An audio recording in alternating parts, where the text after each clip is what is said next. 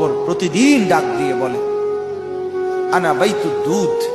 প্রত্যেকের কবর প্রত্যেককে ডেকে বলে, ও আল্লাহর বান্দা, জানো আমি পোকামাকড়ের ঘর, পোকামাকড়ের ঘর।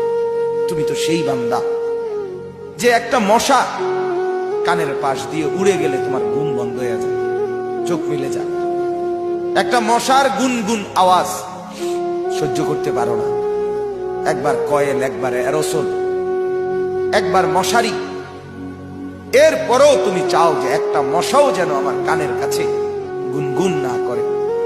তো 5 ঘন্টার ঘুমের জন্য, 6 ঘন্টার ঘুমের জন্য বান্দা এই যত্ন নিলা, অনন্তকাল কিংবা বছরের পর বছর কবরের যে ঘুম দিবা, পড়ে থাকবা সেই ঘরে, পোকা মাকড়ের ঘর, সেই ঘরে তুমি ঘুমাইবা কেমনে, থাকবা কি?